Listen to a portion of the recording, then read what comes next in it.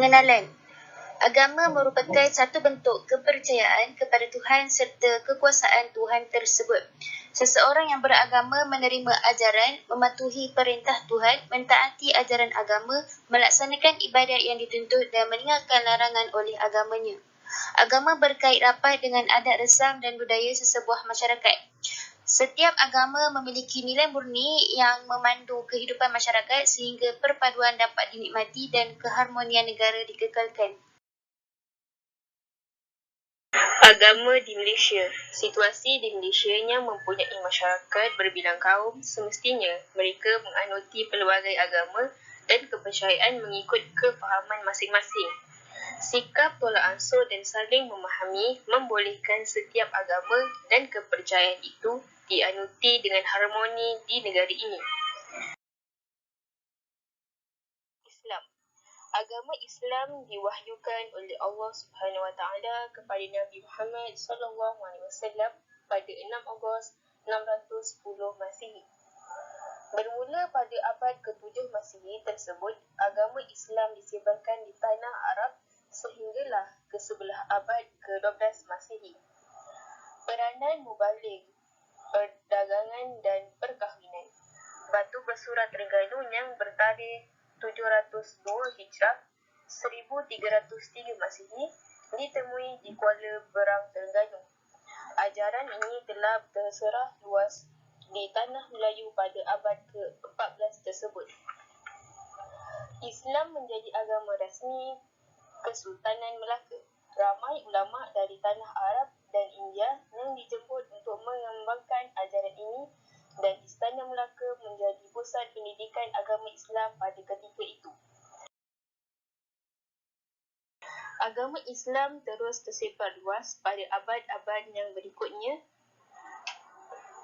Negeri-negeri Melayu yang lain sehinggalah negeri mencapai kemerdekaan. Pengukuhan dan penyebaran luas agama Islam di tanah Melayu menjadi faktor sehingga semasa penggubaran perkembangan persekutuan. Agama Islam diletakkan sebagai agama persekutuan.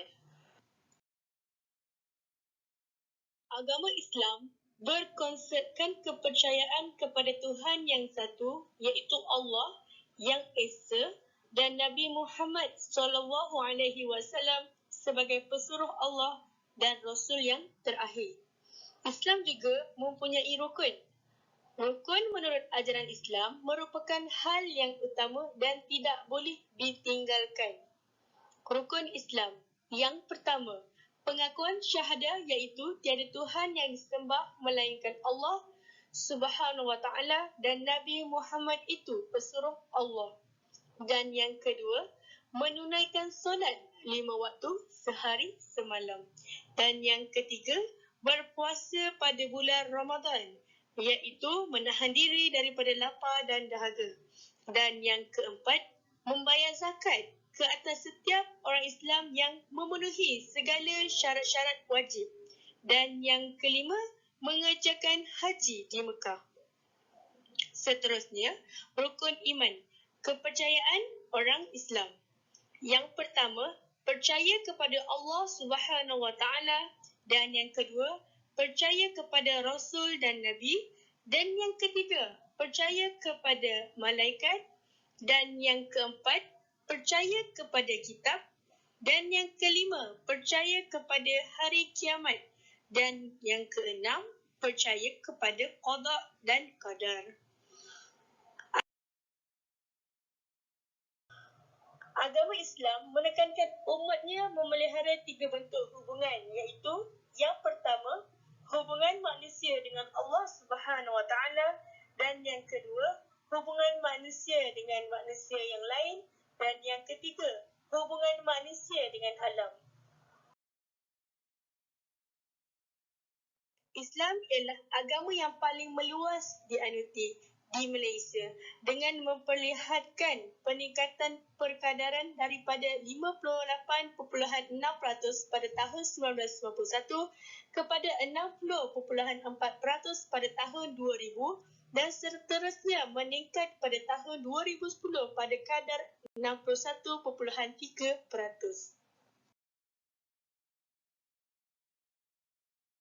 Peruntukan berhubung agama mengandungi beberapa isu. Yang pertama ialah unsur-unsur tradisi. Unsur ini dilindungi di bawah Akta Hasutan. Akta ini mampu menangani atau mengawal keadaan negara akibat pernyataan tidak bertanggungjawab sesetengah pihak yang boleh mencetuskan kebencian dalam masyarakat. Perkara di atas tidak boleh dipertikaikan kerana menjadi isu sensitif dan jika ianya berlaku, ia akan memberi kesan kepada perjalanan sistem pemerintahan negara Malaysia. Apakah unsur tradisi itu? Pertama adalah agama Islam, bahasa Melayu, kedudukan istimewa orang Melayu dan Bumi Putra, dan pemerintahan beraja. Dengan isu seterusnya, perkara ketiga agama bagi persekutuan. Mengandungi 5 fasal yang menyatakan tentang perkara di atas. Yang pertama, Islam ialah agama persekutuan, tetapi agama-agama lain boleh diamalkan dengan aman dan damai di mana-mana bahagian persekutuan. Yang kedua, di setiap negeri, kecuali negeri-negeri yang tidak ada raja, kedudukan raja sebagai ketua agama Islam di negerinya tidaklah tersentuh dan tercacat segala hak perlembagaan, keistimewaan, prerogatif dan kuasa yang dinikmati olehnya. Seterusnya, YDPA iaitu Yang di-Pertuan Agong ialah ketua agama bagi negeri-negeri tidak beraja seperti Pulau Pinang, Melaka, Sabah dan Sarawak. Yang keempat, tiada apa-apa jua yang mengurangkan mana-mana peruntukan lain dalam perlembagaan. YDPA hendaklah menjadi ketua agama Islam bagi wilayah-wilayah persekutuan iaitu Kuala Lumpur, Labuan dan Putrajaya.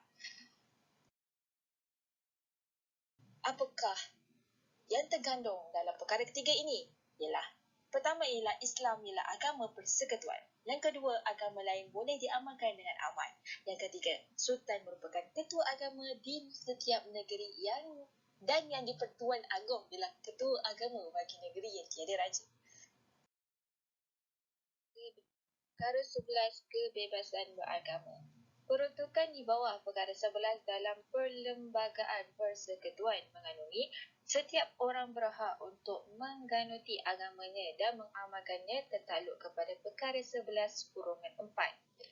Perkara 11-4, perlembagaan memperuntukkan bahawa undang-undang negeri dan wilayah boleh menyekat atau mengawal apa-apa perkembangan agama lain kepada penganut Islam. Seterusnya, tiada seorang pun boleh dipaksa membayar apa-apa cukai yang hasilnya diperuntukkan khas sama ada kesemuanya atau sebahagian bagi maksud sesuatu agama selain agamanya sendiri.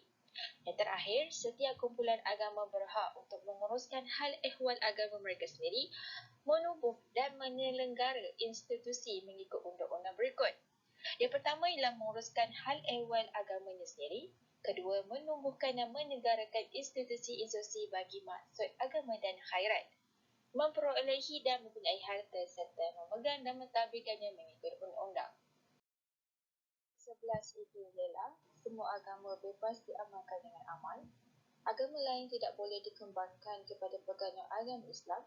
Dan terakhir lagi sekali, setiap agama berhak menguruskan hal ehwal kewangan masing-masing sahaja. Untuk saya ialah rasional perkara 3 dan perkara 11. Kewujudan perkara 3 dalam perlembagaan persekutuan mempunyai rasional tersendiri. Penduduk asal Tanah Melayu adalah orang Islam dan majoritinya adalah orang yang berpegang kepada agama Islam. Sangat relevan sekiranya Islam dijadikan agama rasmi negara ini. Mengikut sejarah, Islam telah diterima sejak zaman Kesultanan Melayu Melaka sehingga zaman penjajahan British dan begitu juga dalam perundangan. Undang-undang Islam telah diiktiraf di negeri-negeri Melayu. Secara rasionalnya, walaupun Islam agama persekutuan, kebebasan beragama telah dijamin dalam perlembagaan dan dalam hal ini, orang bukan Islam juga perlulah memahami agama Islam. Tetapi, kedudukan agama mereka tidak terjejas sama sekali. Mereka juga bebas membangun, beramal, berkembang selagi tidak mengganggu ketenteraman awam.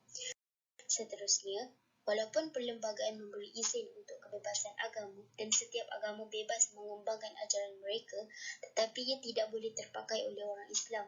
Dan dalam hal ini, agama lain tidak boleh menyebarkan agama mereka kepada orang Islam. Selain itu, perkara 3 juga mengingatkan semua masyarakat Malaysia agar mengamalkan agama masing-masing dengan aman dan damai dan tidak boleh melakukan sesuatu yang mengganggu ketenteraman awam. Akhir sekali, perkara ini memberi maksud walaupun diberi kebebasan beragama, ketenteraman awam amatlah dititik beratkan dan juga merupakan sensitiviti masyarakat yang perlu dijaga rapi. Institusi pertubuhan keagamaan.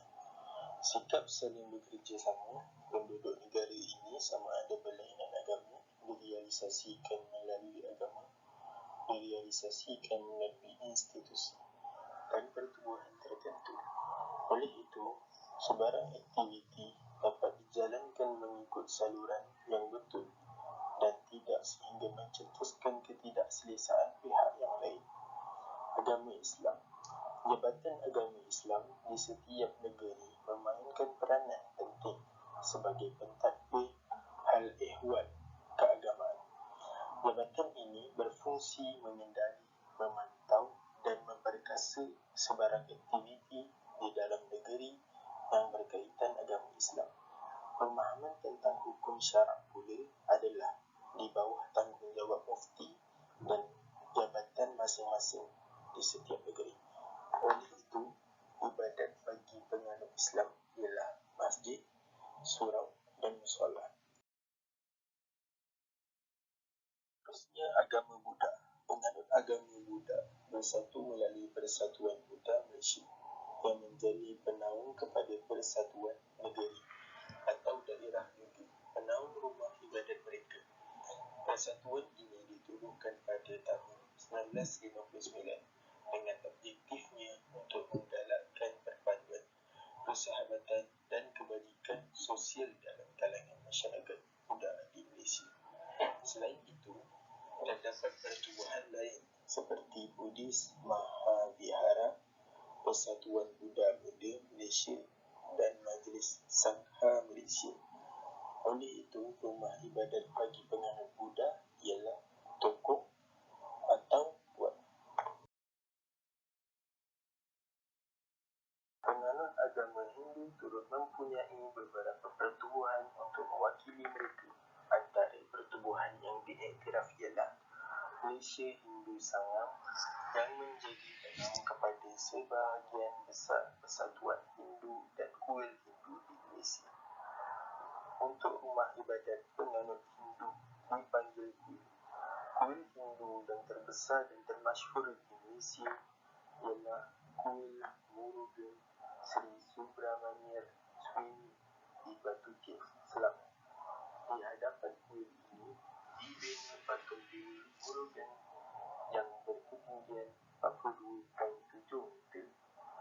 Kuil ini bukan sahaja didatangi oleh penganut Hindu di Malaysia, malahan turut dikunjungi oleh penganut Hindu dari pelbagai negara. Oleh itu, rumah ibadat bagi penganut Hindu ialah kuil. Agama Kristian. Aktiviti masyarakat yang menganut agama Kristian sangat berkait rapat dengan institusi gereja. Gereja menjadi tempat ibadat dan kebiasaannya penganut Kristian berkumpul di gereja pada hari Ahad.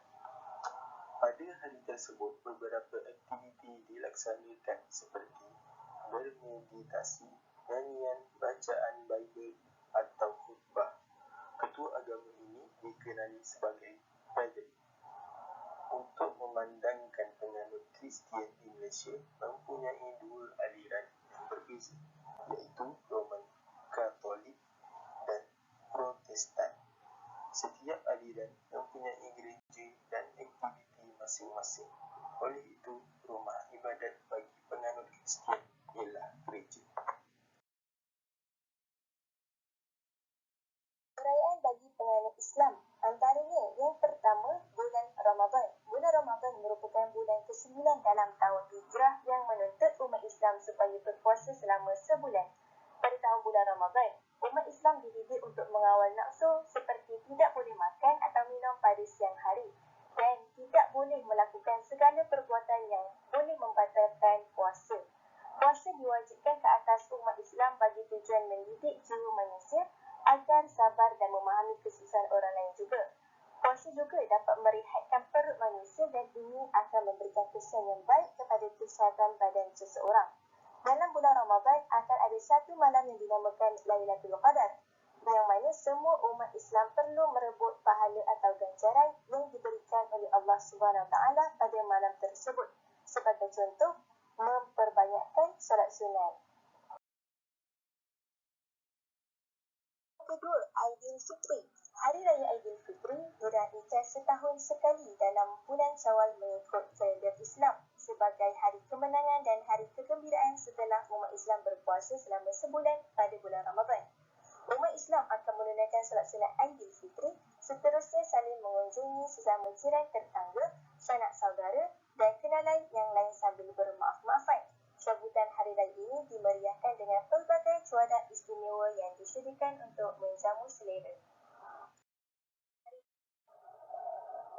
Yang ketiga, Hari Raya Aidiladha, juga dikenali sebagai Hari Raya Korban yang dirayakan oleh umat Islam di seluruh dunia pada 10 Zulhijjah.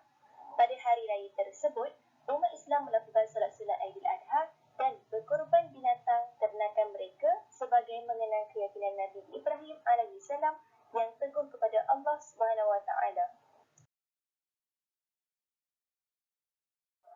Seterusnya, yang keempat, Nuzulul Quran. Hari Nuzulul Quran merupakan hari ke-17 dalam bulan Ramadan sempena hari turunnya Al-Quran buat pertama kalinya kepada Nabi Muhammad SAW. Ayat Al-Quran diturunkan secara berperingkat-peringkat sehingga lengkap sebagaimana Al-Quran yang ada pada hari ini. Peristiwa ini berlaku semasa Nabi Muhammad SAW di Gua Hira. Al-Quran merupakan mukjizat terbesar bagi Nabi Muhammad SAW kerana Al-Quran menjadi petunjuk kebenaran kepada semua umat manusia. Yang kelima, Maulid Nabi atau Maulidun Rasul. Maulid Nabi merupakan sambutan hari keputeraan Nabi Muhammad SAW. Baginda ialah Nabi terakhir yang diutus oleh Allah SWT. Sambutan Maulidul Rasul disambut dengan mengadakan ceramah agama, perarakan, berselawat dan mengadakan majlis Maulidul Rasul untuk memperingati Nabi Muhammad SAW.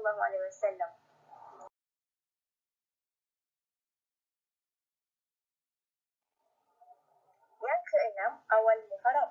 Awal Muharram merupakan hari pertama dalam tahun Islam, iaitu tahun Hijrah, dan ia juga merupakan hari pertama bagi bulan Muharram. Yang terakhir, Ma'al Hijrah. Ma'al Hijrah ialah hari yang sangat bermakna dan penting untuk diingati oleh umat Islam di seluruh dunia.